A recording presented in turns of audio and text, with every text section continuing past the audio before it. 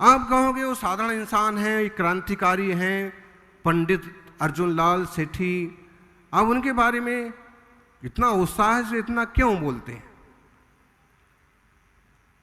मुझे लगता है कि जितना मुझे इसकी रुचि है इससे ज़्यादा ग्रस्तों को होना चाहिए, क्योंकि आए दिन किसी मौके पर लोग आपसे पूछ लेते हैं, बताओ जैन लोगों में कितने शहीद हुए? आप लोग बहुत देशभक्ति की बात करते हो, हम बहुत टैक्स देते हैं, सबसे ज़्यादा हम कर चुकाते हैं, सबसे ज़्यादा देश से हम प्रेम करते हैं, हम अहिंसा इतनी पालन करते कि पेड़ पौधे को भी तकलीफ नहीं देते हैं, अपने देश का कोई पहाड़ नहीं तोड़ते हैं, कोई नदी ख़त्म नहीं करते हैं, किसी कीड़े मकोड़े को भी नहीं मारते हैं, देश ने जो टैक्स लगाए हैं वो टैक्स चुकाते हैं, सरकार के विरुद्ध काम नहीं करते हैं। आप इतनी बातें कहते हो, लेकिन एक आध शहीद का नाम बताओ। तो अभी आप सुन रहे थे कि देश में स्वतंत्रता के पहले शहादतों की लिस्ट में सबसे ऊपर जो नाम आता है वो है हिसार के रईस, उस जमाने के बहादुर शाह जफर के मित्र हैं, खजांची हैं, तो कितने पावरफुल रहे होंगे। मुनीर बेग भी उन्हें अपना गुरु मानते थे, वो उस जमाने के एक क्रांतिकारी थे। और सबसे पहली फांसी लाला हुकुम चंद जैन की हुई 1997 में, 1897 में। हाँ, और उसी समय ग्वालियर में वो खजांची थे सिंधिया परिवार के, और लक्ष्मी झांसी को जरूरत थी खजाने की, उनने उस परिवार का परवाह ना करके खजाना सौंप दिया रानी को। अंग्रेजों को मालूम पड़ी, वो परिवार भड़का सो भड़का, अंग्रेज वो और बुरी तरह से भड़क गए, और उनने अमरचंद वाठिया जैन साहब को नीम के पेड़ पर फांसी चढ़ा दी। सबसे पहली शहादत यहाँ से शुरू हुई देश के लिए।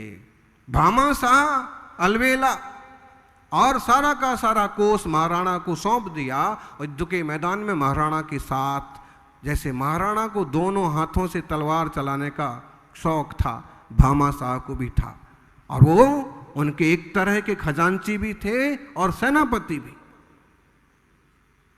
सिर्फ हम भामा शाह और दानी के रूप में जानते हैं, उससे बहुत आगे थे, उससे बहुत बड़े थे।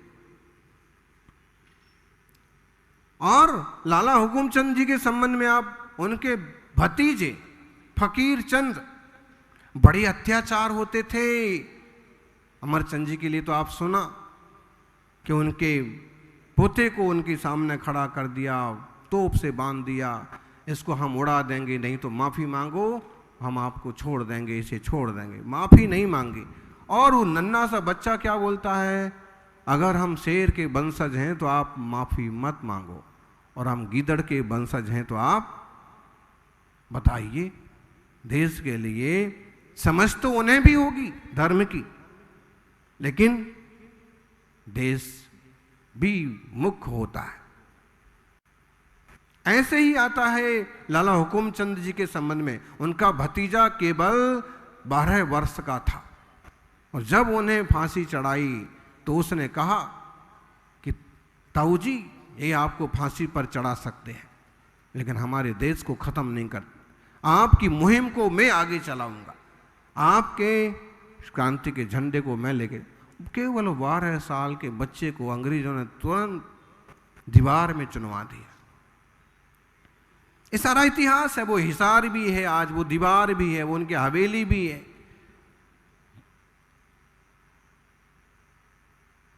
बड़े बड़े दिग्गज लोग, एक टोडरमल जैन हुए, जिन्होंने सिखों के गुरु के अंतिम संस्कार के लिए धरती को सोने के सिक्कों से बिछा करके अंग्रेजों से खरीदा था।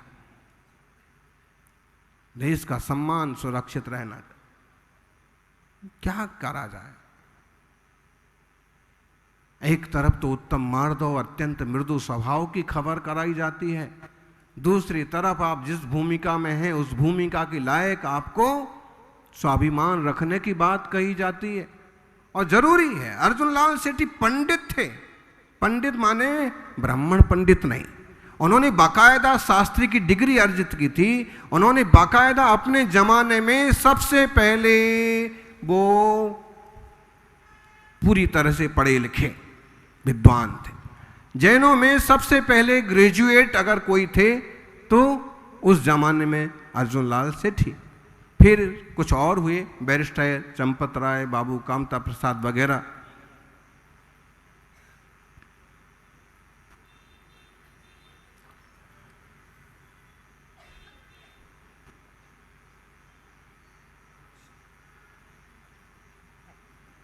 जो भी है, 1920 में उनका जन्म हुआ, 9 सितंबर, और वो छोटी वय में ही पढ़ाई में पूरी तरह से 1902 में तो वो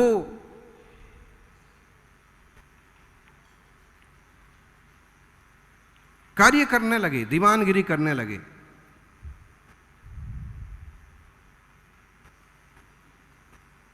और लेकिन उसी बीच उनको देश और समाज के बारे में गंभीर चिंतन उभरा।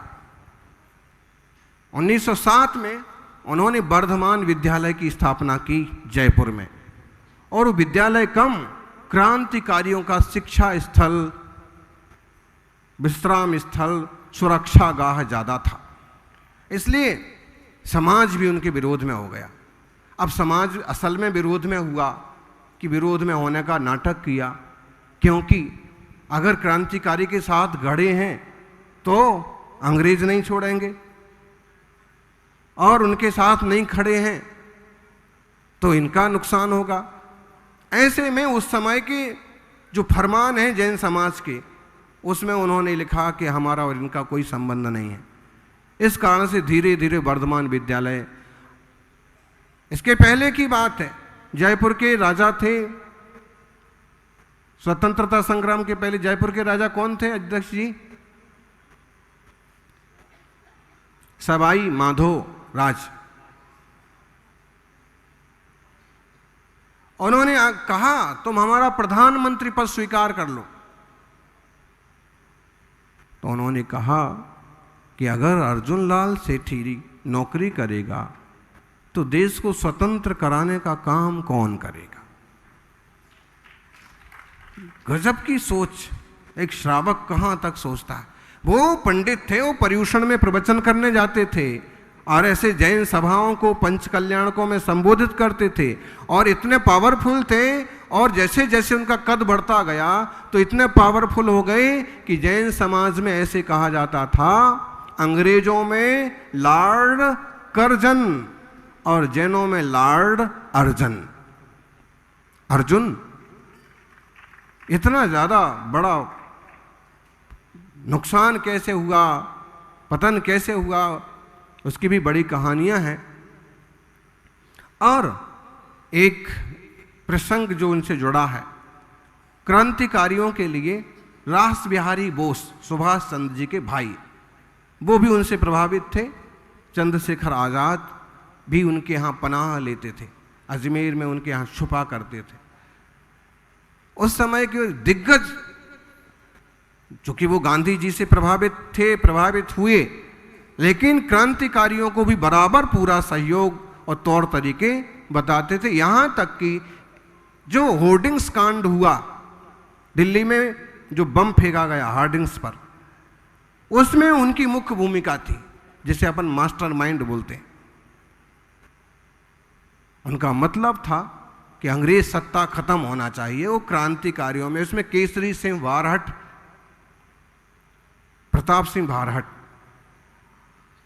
उसमें फिर कुछ गिरफ्तारियां भी हुई और फांसी भी हुई, लेकिन कोई सबूत ना मिलने से अर्जुन लाल जी को छोड़ दिया गया, नजरबंद किया गया, जयपुर की जेल में रखा गया। जयपुर की जेल में रहने के बाद भी उनके चेले चपाटों को इशारा करके वो अपना काम करते रहते, तो उनको ठेठ मद्रास की बेलूर जेल में भेज दिया। जयपुर में तो उनको दर्शन करने ले जाते थे, और इस तरह से उनका नियम भी निभ जाता था और क्रांतिकारी गतिविधियों के इशारे भी हो जाते थे। लेकिन बेलूर में जब दर्शन भी नहीं हुआ और कार्यक्रम ठप्प पड़ गया, तो उनने कहा कि जब तक जिन प्रतिमा के दर्शन नहीं होंगे तब तक हम भोजन नहीं करेंगे। और उन्होंने 70 उपास किए थे। कहीं कहीं 56 उपास लिखा मिलता। उनका परिवार अभी भी जयपुर की सेठी कॉलोनी में रहता है। 56 उपास किसे कहते हैं? चूंकि उसे उनने राजनीति से भी जोड़ा, धर्म से जोड़ा कि जब तक दर्शन ना होंगे तब तक, और राजनीति से उनने ऐसे जोड़ा कि जब तक स्वतंत्रता संग्राम में जूझने वालों को स्वतंत्रता सैनिक के रूप में नहीं देखा जाएगा, उस समय अपराधी की तरह देखा जाता था और वैसे ही दंड होता था।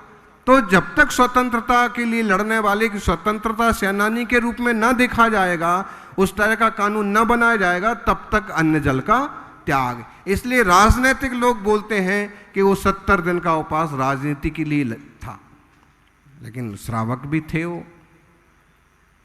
सज्जनों, जेल में पर्युषण भी उनने किए उपवास करके। एक दमदार व्यक्तित्व, चूंकि आप पहली दूसरी बार ही उनके बारे में सुन रहे होंगे, उन पर छोटी छोटी किताबें भी उपलब्ध हैं।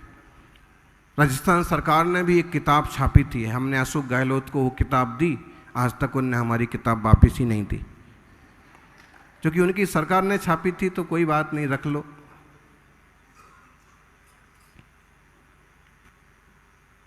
सज्जनों, अद्भुत व्यक्तित्व के धनी थे, अकेले लड़ते रहे। एक जबरदस्त किस्सा कांड उनके साथ और जुड़ा है कि आरा के पास एक धार्मिक स्थल पर उन्हें धन की संभावना मालूम पड़ी, तो उनकी टीम बनाई गई और उसमें शामिल किया 4 युवाओं को। वो गए, धन पाने के चक्कर में वो जो संत महंत का हो या जो भी वहाँ मुखिया था, उसकी हत्या तो हो गई, लेकिन जब वो धन की पेटी खोली तो केवल 150 रुपये हाथ लगे। बड़ा तकलीफ हुई कि एक तो एक नुकसान, ये आदमी का मरना हो गया, और हम क्रांति के लिए चाहते थे बड़ा धन, तो रुपया पैसा कुछ मिला नहीं। इस पर केस चलता है और इस पर फांसी होती है मोतीचंद शाह। वो शायद महाराष्ट्र के या फलटन के या महाराष्ट्र के तो थे ही, मोतीचंद शाह। वो इनके विद्यालय में आते थे और विद्यालय में आकर के कई लोग क्रांतिकारी बन जाते थे। मोतीचंद शाह, माणिकचंद शाह और जयचंद शाह, और साथ में एक दत्त और एक उपाध्याय। ऐसे तो उसमें मोतीचंद को फांसी हुई तो उनको इतनी वेदना हुई अर्जुन लाल सेठी को कि हम अच्छा काम करने गए और आपसी फूट, उनमें से 5 में से एक पकड़ा गया तो उसने सारे पत्ते खोल दिए। तो उन्हें बहुत दुख हुआ कि देखो इतना सा भी ये केस नहीं संभाल पाए और हमारे सबसे प्रिय शिष्य होनहार क्रांतिकारी का आज मोतीचंद शाह की फांसी हुई थी 1934 के आसपास। देखा जाए तो भगत सिंह के लेवल के आदमी हैं, कोई नहीं पहचानता। माणिकचंद को फांसी हुई, लेकिन इस सब जंजाल को देख करके जयचंद को बहुत विचित्र लगा, तो उन्होंने क्या किया, वो चले गए वापस अपने देश।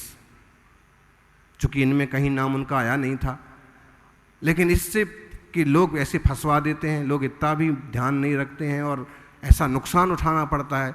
विरक्त हो गए और वो वैरागी बने और मुनि समंत्रभद्र के रूप में उन्होंने बड़ी तपस्या कुंभोज बाहुबली में की।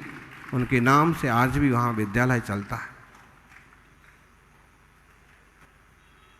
तो ऐसे बड़े बड़े साबूलाल जैन एक क्रांतिकारी थे, गढ़ाकोटा सागर के। आज़ादी के बाद तो बहुत नाम है, लेकिन अर्जुन लाल सेठी के ऊपर अपन कितना बोलें। बड़े बेटे प्रकाश चंद की मौत आ गई, बीमार पड़ गए और दिल्ली में भाषण देते वक्त उन्हें तार मिला, तो भी वो भाषण देते रहे। तार एक नज़र में पढ़ लिया, जेब में रख लिया और भाषण देते रहे, क्रांतिकारियों को संबोधित करते रहे। और जैसे उनका भाषण खत्म हुआ तो बैठ करके फफक फक रोने लगे। तो संचालक ने समझ लिया कि मामला कुछ है, तार निकाल के पढ़ा तो पूरा माहौल, माने इतने देशभक्त, इतने धर्म प्रेमी, यानी मान तो नहीं करना, लेकिन अपने स्वाभिमान की, अपने धर्म और समाज की रक्षा के लिए जरूर जागृत रहना चाहिए।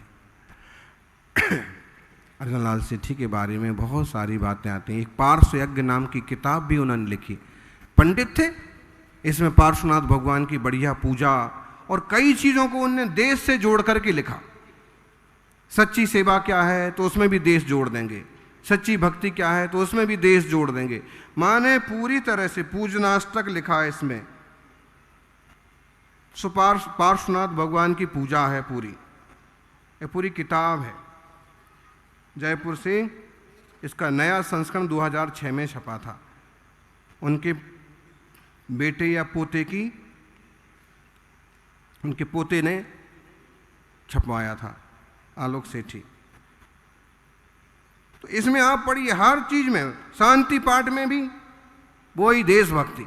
अब पढ़िए, शांति पाठ नरेंद्र छंद है, निर्मल विधु सुख शांति जिनेश्वर त्रिभुवन नायक स्वामी, संयम समताशील महाव्रत अनुपम गुण के स्वामी, विश्व